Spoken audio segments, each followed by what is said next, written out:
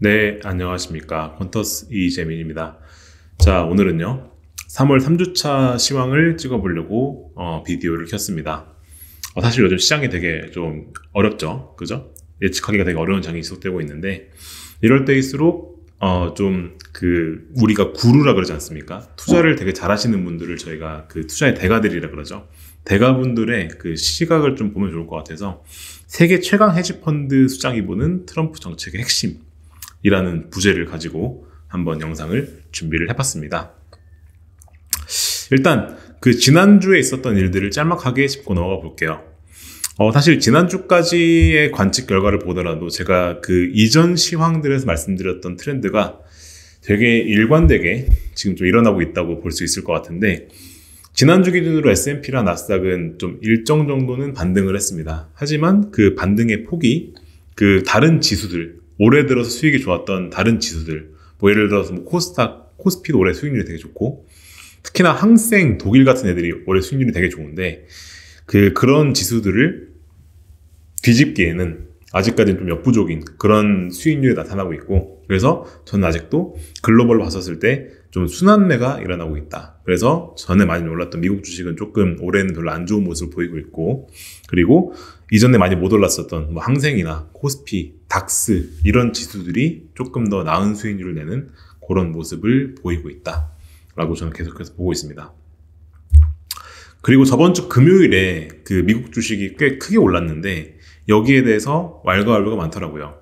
이게 그 찐 반등이다, 즉 이제 지금부터는 하락장 끝났고 이제 계속 올라갈 거다 라고 하시는 분들이 있는가 하면, 이거는 기술적 반등이다 라고 하시는 분들이 계신데, 이 부분도 우리가 체크해보고 넘을 필요가 있을 것 같습니다.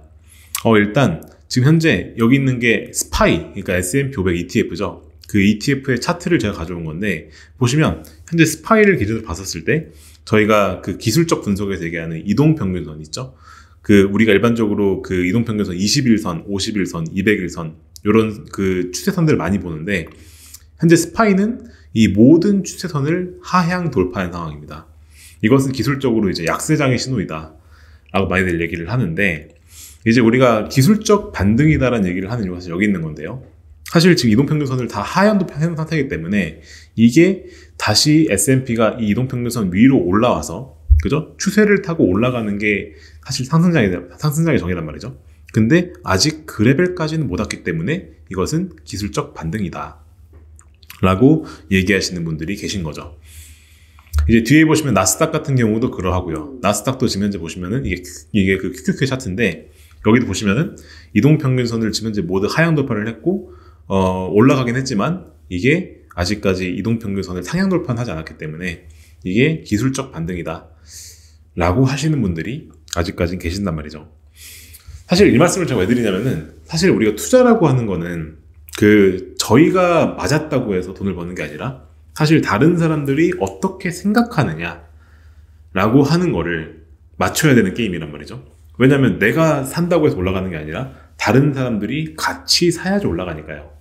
근데 현재 차트를 주로 보시는 분들은 이것이 기술적 반등 아닌가 라고 생각하시는 이제 그런 경향을 가질 수 있는 그런 충분한 차트이기 때문에, 이게 일종의 우리가 포커를 치고 있는 건데 다른 사람이 어떤 생각을 하고 있느냐라고 하는 거랑 비슷한 관점에서 접근을 했을 때, 이런 내용은 우리가 좀 알아주면 좋은 내용이기 때문에 말씀을 드린 것이다 라고 봐주시면 좋을 것 같습니다. 자, 그리고 지난주 지표들, 좀 주요한 지표들을 가지고 리뷰를 해보면, 일단 제가 저번 말씀드렸던 것처럼 물가는 예상대로 안정적으로 나왔습니다. 안정적으로 나왔어요. 사실 이 관세 때문에 물가가 오르는 거 아니야? 라고 생각하는 경우도 있을 수 있는데, 사실 관세라고 하는 게 아직 실현되진 않았고, 이게 실현된 다음에 어느 정도 시간이 흘러야 그게 실제 물가에 반영이 될 거기 때문에, 아직 이 명목 물가, 그러니까 이제 저희가 지표로 발표되는 물가가 오른다고 하기에는 아직까지는 좀 이른 타이밍이 아닌가 라고 봤었었고, 실제로 그런 모습이 관측이 되고 있죠. 그리고 우리가 PCE라고 그러죠. PCE. 이게 그 연준이 주로 보는 물가를 얘기하는 건데, 이것도 그 클리블랜드 연준이 집계하는 인플레이션 나우캐스팅을 보게 되면 아직까지는 안정적이다 라고 지금 얘기하는 것이 시장의 컨센서스다 라고 봐주시면 좋을 것 같아요. 근데 중요한 것은 지난주 금요일에 발표됐던 지표인데 이게 미시간 대학에서 발표하는 기대 인플레이션 그리고 같은 대학에서 발표하는 소비자 기대지수 심리지수 이거는 사람들한테 가서 설문조사하는 겁니다. 설문조사. 그래서 당신 이제 물가가 오를 것 같습니까? 라고 물어봤을 때 거기에 대해서 답변이 나오는 것들을 집계한 자료가 여기 있는 건데 이게 지금 계속 올라가고 있어요. 오른쪽 그림 보시면 여기 있는 게 그 기대 인플레이션을 제가 그 시계열로 그려온 건데 보시면 2024년 5년 그때 초까지만 하더라도 좀 저점을 찍는 듯 하다가 지금 급격히 반등하고 있죠. 그리고 이게 지금 현재 2022년도 수준. 그러니까 2022년도가 언제였었죠? 실제로 물가가 오르는 시기였었잖아요. 그죠? 그 시기까지 지금 반등을 한 모습을 보이고 있기 때문에 이게 실제로 꺾이지 않고 계속 간다면 이게 실제 물가에 반영이 될 가능성이 있다라고 지금 시장에서 걱정을 하고 있습니다. 그래서 이 부분은 저희가 좀 잘 기억해 놔야 될 것 같고요. 그리고 비슷하게 지금 소비자 기대 지수랑 심리 지수도 계속해서 내려가는 모습을 보이고 있어요. 이런 것들이 결코 시장에 좋은 모습은 아니기 때문에 이런 부분들은 우리가 좀 기억할 필요가 있겠다라고 말씀을 드리고 넘어가야 될 것 같고요. 그리고 이번 주에 주로 나온 지표들 일단 그 당장 내일이죠. 3월 17일 오늘 찍는 날짜 3월 16일인데 3월 17일 월요일 날에는 미국의 그 소비자들이 얼마나 소비를 했느냐라는 걸 볼 수 있는 소매 판매 데이터가 나옵니다. 이 데이터가 왜 중요하냐면은 사실 미국의 GDP라고 하는 거가 대부분이 다 미국의 소비자들이 얼마나 소비를 하느냐라는 거랑 연결되어 있거든요.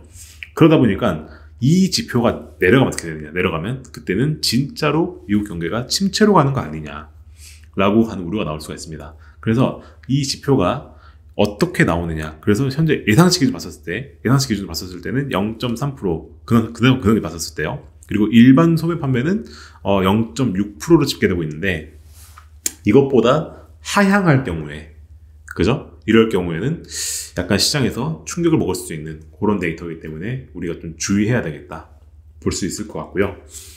그리고 3월 19일이 좀 중요한 날인데 이날은 일본과 미국이 동시에 금리를 결정합니다. 3월 19일 날 기준으로는 그 오후에 일본은행이 금리를 결정하고요. 그리고 그 3월 19일 새벽이죠. 그러니까 3월 19일 밤이죠. 그래서 3월 20일 아침이 되는 그 새벽에 미국이 금리를 결정합니다. 이건 되게 중요한 내용이기 때문에 제가 별도의 영상으로 좀 찍어서 다뤄볼 예정입니다. 그래서 이 내용은 제가 나중에 별도로 한번 또 다루는 것으로 해보도록 하겠습니다. 자, 그러면 이제 오늘의 메인 얘기로 넘어가 보겠습니다. 오늘의 메인 얘기. 사실 그 오늘의 제가 하고 싶은 주요 내용은 뭐냐면요. 사실 요즘에 제가 그 유튜브 같은 것들을 좀 보거나 혹은 주변의 사람들이 얘기하는 걸 들어보면은 사실 워낙에 요즘 시장이 불확실하기 때문에 좀 다들 단기적으로 충격을 먹어서 그런지 장기적 관점에 대한 얘기들을 잘 안 하더라고요. 그래서 지금 트럼프 관세 때문에 이렇게 되는데 그래서 장기적으로 어떻게 될 것이냐 라고 하는 거에 대해서 좀 얘기들을 사람들이 안 하는 것 같아요. 그래서 저는 오히려 이럴 때일수록 좀 장기적인 관점이 중요하다고 보는 사람이거든요. 그래서 오늘은 좀 장기적 관점에 대한 얘기를 해보려고 합니다. 이게 왜 그러냐면은 사실 지금 시장이 되게 어렵죠. 그죠? 뭐 트럼프가 하루가 멀다 하고 관세 관련된 얘기를 쏟아내고 있고 그 관세 관련된 얘기가 어떻게 나오냐에 따라 가지고 시장이 움직이고 있습니다. 이런 시장은 되게 어려운 시장이고 이런 시장에서 내가 단기적으로 돈을 버는 거는 정말 내가 트레이딩을 정말 잘하는 게 아니면 어려워요. 그런 분들도 되게 어려워하는 시장이니까요. 근데 더더군다나 여러분들은 아마 대부분의 분들이 높은 확률로 개인 투자자시겠죠. 근데 개인 투자자 입장에서 잠깐씩 시간 내서 거래하실 텐데 그런 상태에서는 시장을 더더군다나 이기기 어려우실 겁니다. 이게 현실이죠. 그죠? 특히나 지금 이 시장이 움직이는 게 좀 정치적인 리스크가 좀 있죠. 트럼프가 어떻게 말을 하느냐에 따라 가지고 시장이 움직이니까요. 그럼 여러분들이 이 트럼프의 머릿속을 볼 수 있는 일종의 좀 독심술을 쓰시는 게 아닌 이상이야 이런 시장은 예측이 좀 어렵습니다. 그러다 보니까 저는 이런 말씀 드리고 싶은 건데 사실 투자가 좀 포커랑 비슷하죠. 카드 게임이랑 비슷한 건데 포커에서는 제 패가 안 좋으면은 배팅을 세게 하면 안 되죠. 그죠? 그러다 보니까 오히려 이런 시장에서는 좀 빠져서 관망하는 것도 좀 중요할 수 있어요. 그리고 이럴 때일수록 우리가 조금 더 장기적으로 봐야 되는 거죠. 사실 근데 대부분 투자자분들은 투자를 한 달 내로 끝내려는 단타를 하시는 게 아닐 거란 말이에요. 그죠? 좀 장기적 관점에서 내가 은퇴 자금 만들기 위해서 혹은 장기적으로 좀 부자가 되기 위해서 재테크 관점에 접근하실 텐데, 이럴 때일수록 저는 좀 장기적 관점에서 그럼 어떻게 될 것이냐 라고 하는 거를 한 번쯤은 짚고 넘을 필요가 있겠다. 다들 그래서 너무 좀 단기적으로 좀 시장만 보고 있는 것 같다라는 생각이 좀 들어서 저는 오늘은 좀 장기적 관점에 대한 얘기를 해보려고 합니다. 자, 그러기 위해서 오늘은 제가 개인적으로 되게 존경하는 분을 한번 모시고 왔습니다. 켄 그리핀이라는 분이 현재 어떤 생각을 가지고 있느냐라고 하는 거에 대해서 좀 말씀드려보려고 해요. 사실 이분은 사실 우리나라에는 잘 안 알려진 분인 것 같은데 미국에서 되게 유명한 분입니다. 이분이 세계 최강 퀀트 헤지펀드의 대표자이자 이걸 이끄시는 분이거든요. 그래서 이분에 대해서 제가 아마 많은 분들이 모를 수 있을 것 같아가지고 좀 소개를 가져왔습니다. 이분은 1968년생이시고요. 하버드 대학교 경제학과 나오셨습니다. 되게 똑똑한 분이시겠죠? 근데 이분이 투자를 되게 좋아하셨어요. 저랑 되게 비슷하게 투자를 되게 좋아하시는 분인데, 학부 시절부터 그래서 전환사채, 옵션 같은 파생 상품 거래를 할 정도로 투자를 되게 좋아하십니다. 좀 되게 위험한 투자를 하시는 분인 거죠, 그죠? 그런 투자를 되게 좋아하시는 분이고, 그리고 이분이 그래서 학부생 시절에 블랙 먼데이가 왔었거든요. 그때가 1987년도인데, 그때 학부생이신데 블랙 먼데이 때 숏을 쳐서 수익을 내신 엄청난 강심장을 가지신 분입니다. 되게 대단한 분이고요. 그리고 졸업하신 다음에는 바로 1990년대에 시타델이라는 헤지펀드를 만드세요. 이게 제가 말씀드린 세계 최강 퀀트 헤지펀드라는 건데 정말 유명한 헤지펀드입니다. 수익률도 어마어마하고요. 규모도 엄청 큽니다. 세계에서 5위권에 들어갑니다. 엄청나게 큰 헤지펀드예요. 그리고 2002년도에는 시타델 증권사도 만드시는데 이 증권사도 규모가 되게 어마어마합니다. 현재 이 증권사는 미국 내에 있는 모든 시장 유동성의 4분의 1을 담당할 정도로 진짜 어마어마한 유동성을 공급하는 그런 증권사예요. 그래서 저도 사실 회사를 이끄는 입장에서 이분이 개인적으로는 제 롤모델 중 한 분이십니다. 경영자 입장에서도 그렇고 투자자 입장에서도 그렇고 되게 좀 존경하는 분 중 한 분이세요. 이분이 3개월 전쯤에 뉴욕타임스에서 인터뷰를 한 적이 있어요. 저는 개인적으로 이분이 어떤 말씀 하시는지를 꼭 챙겨보는 스타일 중 하나인데, 이분이 3개월 전에 뉴욕타임스에서 이런 주제로 인터뷰를 했습니다. 2024년 미국 대선 이후의 경제와 정책에 대하여. 그래서 이제 이게 찍힌 시점이 대선이 끝났고, 그래서 트럼프가 당선되었다라는 게 확실시가 된 시점에서 인터뷰를 한 거예요. 그래서 트럼프의 경제 정책과 그런 것들이 어떻게 미국 경제에 영향을 줄 것이고, 그래서 향후 경제가 어떻게 될 것 같으냐 라고 하는 그런 주제에 대한 내용입니다. 그래서 이게 비록 시간이 좀 되긴 했는데 오늘은 우리가 좀 장기적 관점에 대한 얘기를 하고 있으니까 지금 들어도 꽤나 인사이트가 많습니다. 그래서 오늘은 여기에서 나왔던 내용들을 한번 좀 다뤄보도록 하겠습니다. 자, 일단 이 본격적인 얘기를 하기 앞서가지고 이분에 대한 좀 백그라운드를 조금만 더 말씀드리자면은, 참고로 이분은 공화당 지지자입니다. 공화당의 최대 기부자 중 한 분이시고요. 그리고 그러면 이분이 공화당 지지자인 건 알겠는데, 그래서 트럼프를 지지하느냐라고 했을 땐 처음에는 트럼프를 지지하지 않았다라고 얘기를 해요.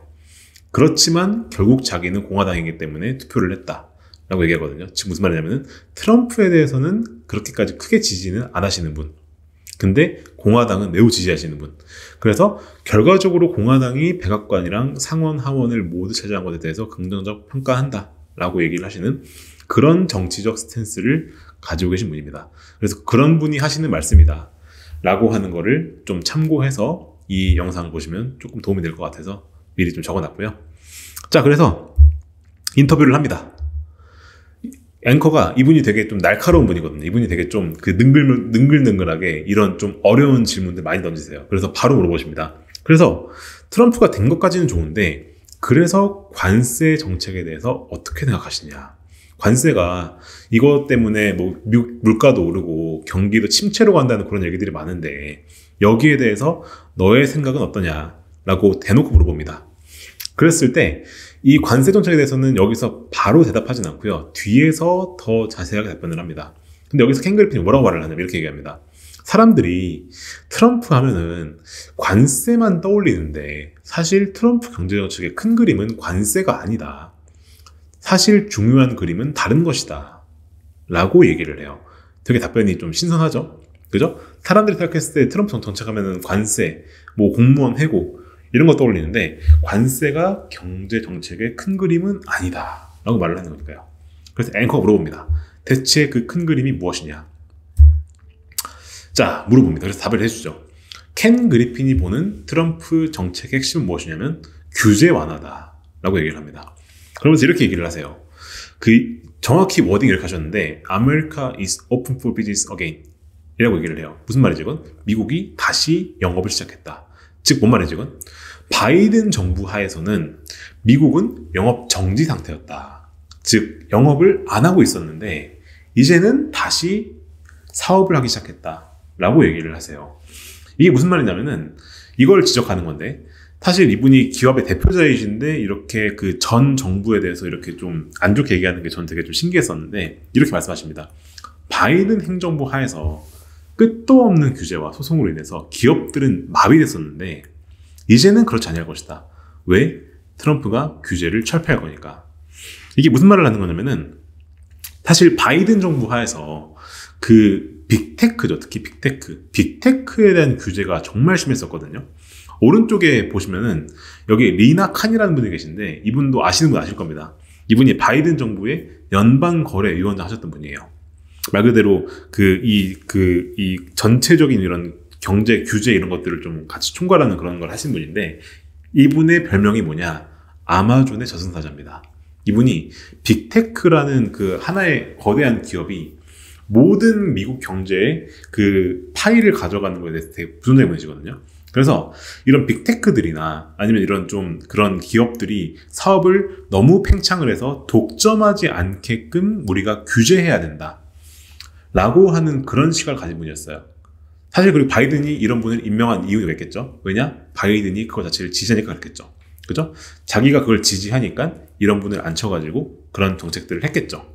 그래서 사실 이런 그 독점을 우리가 막는다라고 하기 위해서 규제를 한다라고 하는 거는 어떻게 보면 맞는 말일 수 있지만 어떻게 보면 그것 때문에 이 기업들이 좀 사업을 하고 싶어도 맘대로 못하는 그런 것들이 생기거든요. 그게 일종의 부작용이죠. 사실 세상의 모든 것들이 그 어떤 건 좋지만 어떤 건 안 좋죠. 사실 그래서 이 독점을 막는다라고 하는 것은 이 기회의 평등에 있어서는 좋은 가치이지만 이 기업이 발전하는 데 있어서는 그죠?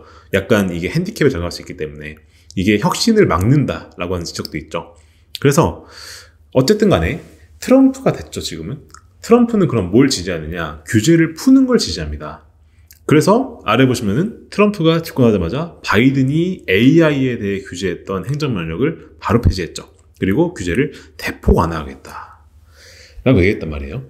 그래서 켄 그리핀 봤었을 때는 사실 이제 미국이 규제를 풀기 때문에 기업체들이 사업을 하기가 좋아질 것이고 그 말은 무슨 말이죠? 빅테크들이 사업하기가 오히려 더 좋아질 거다 라고 얘기를 하는 겁니다. 자, 그럼 우리가 생각해 볼 필요가 있는 건데 여러분은 왜 미국 시장에 투자를 했느냐 라고 하는 거를 한번 생각해 볼 필요가 있어요. 여러분은 왜 미국 주식 투자를 하시죠? 왜 투자하시죠? 그리고 왜 미국 시장이 작년, 재작년에 높은 성과를 보였을까? 생각을 해보면은 답이 오른쪽에 있죠? 엔비디아, 테슬라 같은 혁신적인 기업들이 미국에 있으니 그렇습니다. 그리고 이런 혁신적인 기업들이 AI라고 하는 메가 트렌드, 그죠? 그리고 뭐 자율주행, 전기차라고 하는 메가 트렌드들을 다 주도하고 있죠. 그죠? 그러다 보니까 미국에 돈이 모이는 거고, 그러다 보니까 우리나라 사람들이 그렇게 엔비디아, 테슬라 투자 많이 하시는 거죠. 그죠? 그러면 사실상 우리가 미국 주식에 투자를 하는 이유는 이런 혁신적인 기업들이 있기 때문에 투자를 하는 건데, 그러면은 사실 트럼프가 됐다라고 하는 것은, 그죠? 트럼프가 돼서 이제 규제를 완화하고 감세한다라고 하는 것은 그 이유에 대해서 플러스 요인일까? 마이너스 요인일까? 생각을 해보면 당연히 뭐죠? 플러스 요인이죠. 너무 당연한 얘기죠? 그죠? 그리고 만약에 여러분이 미국 주식에 투자했던 이유가 이런 혁신적인 기업들이 많이 모여있기 때문에 그러했다라고 하면은 이건 더더군다나 이 미국 주식을 더 많이 투자해야 되는 이유가 될 거란 말이죠. 그죠? 그래서 심지어 이미 미국에 혁신적 기업들이 많은데 여기에 규제 완화 감세까지 하면은 이 기업들이 사업을 하는 건 너무나도 더 잘하는 건 너무나 당연한 얘기니까 이것 때문에 결론적으로 봤을 때 미국 주식 장기적으로 더 좋아질 것이다 라고 얘기하는 것이 여기 있는 이 켄 그리핀의 입장이라는 거죠. 그리고 사실 뭐 일론 머스크가 최근에 특히나 이제 이 일론 머스크에 대한 얘기도 이제 앵커가 물어보는데 일론 머스크가 최근에 뭐 도찐이 해가지고 요즘에 좀 많이 이미지가 안 좋죠.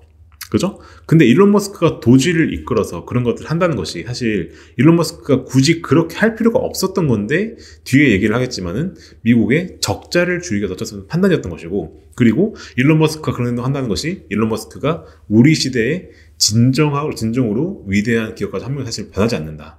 무슨 말이죠? 일론 머스크는 테슬라도 하고 스페이스X도 여러 가지 다 하잖아요. 그런 것들을 다 하는 걸 봤었을 때 이 사람은 정말 사업을 잘한다. 라고 하는 것이 변하진 않는다. 라고 얘기를 하면서 결론적으로 봤을 때 미국이 이런 혁신의 메가 트렌드를 이끈다라고 하는 것이 트럼프 시대에서 더 좋아지면 좋아졌지 그것은 나빠지지는 않을 것이다. 라고 얘기를 한다는 것이죠. 그렇지만 단기적으로 우리가 그 관세 정책과 도찌 같은 이런 정책들 때문에 시장이 매우 흔들릴 것이다. 즉 단기적으로 불확실성이 높아질 것이다. 라고 하는 거에 대해서는 부정하진 않아요. 그리고 이러한 불확실성이 결론적으로 봤을 때 자본 형성을 약화시킬 것이다. 이게 달리 말하면 경기가 안 좋아질 거고 그리고 주식이 빠질 것이다. 즉 주식이 조정받을 것이다. 라고 하는 말을 한 것이죠. 근데 자기가 봤을 때 켄 그리핀 봤을 때 이거는 결론적으로 미국의 쌍둥이 적자를 줄이기 위해서 해야 될 일인 거기 때문에 이것은 해야 될 일이다. 왜냐? 이게 매우 심각하니까. 이게 제가 맨날 보여드리는 그림이죠. 현재 미국은 적자가 되게 심합니다. 그 자기가 쓰는 돈, 벌어들이는 돈이죠. 세수 대비해서 실제로 지출한 돈이 너무 많아요. 그러다 보니까 매년 1조 달러씩 적자를 보고 있고요. 그리고 미국의 부채도 계속 늘어나고 있죠. 그래서 켄 그리핀 봤었을 때는 이거는 장기적으로 미국 경제가 지속 가능하지 않은 걸로 가고 있는 거고 이거는 반드시 해결은 하고 가야 되는 문제다.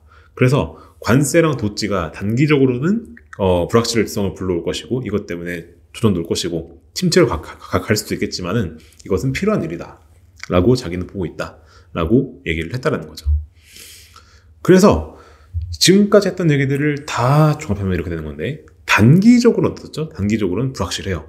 그래서 이것 때문에 즉 관세, 도찌로 인해서 미국 경제의 불확실성이 커지고 있고 이것 때문에 침체 가능성도 올라가고 이로 인해서 증시가 조정될 가능성도 커지고 있다. 하지만 장기적으로 봤을 때 어떻게 장기적으로 봤을 때는 트럼프가 결국엔 규제를 풀 거고 그리고 감세를 할 겁니다. 이로 인해서 경제가 활성화되겠죠. 그죠? 왜냐하면 이제 그런 것들 때문에 앞에 말씀드렸던 것처럼 이제 이런 혁신적인 기업들이 더 규제가 풀리기 때문에 더 완성할 수 있겠죠. AI도 규제가 풀리면 어떻게 되죠? AI가 또 빨리 보급화될 거고 그러면 엔비디아 같은 AI 칩 하는 기업들은 훨씬 좋아지겠죠. 그리고 트럼프가 규제를 푼다면 말입니까? 뭐 자율주행 같은 그런 것도 풀겠죠. 그럼 테슬라도 결과적으로 봤을 땐 훨씬 더 사업을 더 혁신적으로 할 수 있는 그런 환경이 갖춰질 거기 때문에 이제는 기업의 경영자들이 고객을 위한 가치 창출 그리고 일자리 창출 비즈니스의 성장과 번영 같은 그런 핵심 가치에 집중 가능해졌기 때문에 이로 인해서 경제가 활성화될 것이다 라고 자기는 보고 있다. 그래서 장기적으로 미국 주식은 경제는 자기가 봤을 때는 좋을 것 같다 라고 얘기를 하셨다는 거죠. 자, 어떻게 보면은 정말 당연한 얘기들을 했습니다. 그죠? 근데 우리가 사실 지금 단기적으로 봤었을 때 너무 이런 불확실성에 집중하다 보니까 이 장기적인 얘기를 우리가 너무 좀 안 하고 있는 게 아닌가? 한번 좀 우리가 다시 한번 생각해 볼 필요가 있어요. 그죠? 너무 불확실성이 높다 보니까는 그죠? 이런 장기적으로 봤었을 때 뭐 규제도 풀리고 감세도 될 것이다 라고 하는 이런 것들은 사실 얘기가 안 되고 있고 그런 것들이 머릿속에서 잊혀지는 거죠. 그래서 사실 어떻게 보면 당연한 얘기지만 이런 것들을 우리가 주기적으로 한 번씩 보고 다시 한번 머릿속에 되새김질하는 거죠. 이런 겁니다. 사실 우리가 살을 빼려면 어떻게 해요? 살을 빼려면 그냥 덜 먹고 운동하면 되죠. 그죠? 근데 그런 얘기들을 당연히 까먹죠. 우리가 그런 얘기 안 들으면은 그런 생각이 우리 머릿속에 들어오지가 않으니까. 그래서 오늘 했던 말씀들이 사실 너무 당연한 얘기들이지만 그죠? 이런 것들을 우리가 다시 한번 상기를 한다면 우리가 이 시장을 대응해 나가는 과정에서 우리가 조금 더 다른 사고를 할 수 있는 그런 길이 열리는 것이다 라고 저는 생각을 합니다. 그래서 오늘 얘기를 들었을 때 그럼 우리는 어떻게 대응해야 되느냐, 사실 이때부터는 우리가 이런 정보도 이제 우리가 얻었으니까, 그죠? 이거를 우리가 어떻게 해석을 하고 우리가 어떻게 대응할 것이냐 라고 하는 거에 결국 달린 겁니다. 그리고 이거 결과적으로 봤을 때 이거는 결국엔 개인의 선택인 거죠. 그래서 단기적으로 조정이 온다 라고 했을 때 우리의 대응은 뭡니까? 크게 셋 중 하나죠. 첫째, 숏을 걸어서, 그죠? 이 시장에 조정이 있으니까 이 단기적 수익을 획득하거나, 혹은 조정이 왔으니까 포지션을 좀 줄이고 관망하거나, 혹은 장기적으로는 좋아질 것 같으니까 빠지면 오히려 좋아 하고 물타기를 할 수도 있죠. 그죠? 근데 이럴 때 어떤 선택을 하느냐 라고 하는 거는 결론적으로 봤을 때는 개인의 성향과 그리고 개인이 가진 정보의 확신도에 달린 문제라고 저는 생각을 해요. 그래서 오늘 말씀드린 이런 내용들을 봤었을 때, 그래서 규제 완화와 감세라고 하는 것이 그래서 구체적으로 미국 경제에 얼마나 더 플러스용이 될 것이냐라고 하는 것을 생각을 해보셔야 되는 문제인 것이고, 그리고 그렇게 해서 규제가 풀리게 됐을 때 여기에 있었던 AI 사이클, 그죠? 이런 자율주행 사이클, 이런 것들이 그래서 얼마나 더 미국 경제를 활성화시킬 것이냐라고 하는 그런 문제인 것인데, 오늘 거기까지 얘기하면 오래 걸릴 것 같으니까 이런 것들을 여러분이 가지고 있는 정보가 또 있으시겠죠. 그런 것들을 참고를 해서 결국엔 판단을 해야 될 문제이다 라고 말씀을 드리고 싶다는 겁니다. 그래서 결국에 투자는 확률 게임입니다. 내가 배팅을 하는 거죠. 그렇게 됐을 때 이게 맞을지 안 맞을지는 결국 확률적으로 주어지는 게임이에요. 그러다 보니까 우리가 결론적으로 봤을 때 어떻게 해야 되느냐 라고 했을 때 저는 늘 말씀드리죠. 그래서 결국엔 자산 배분과 퀀트가 답이다 말씀을 드린다는 겁니다. 특히나 지금 단기적으로 불확실성이 되게 큽니다. 이때는 배팅을 크게 하면 안 돼요.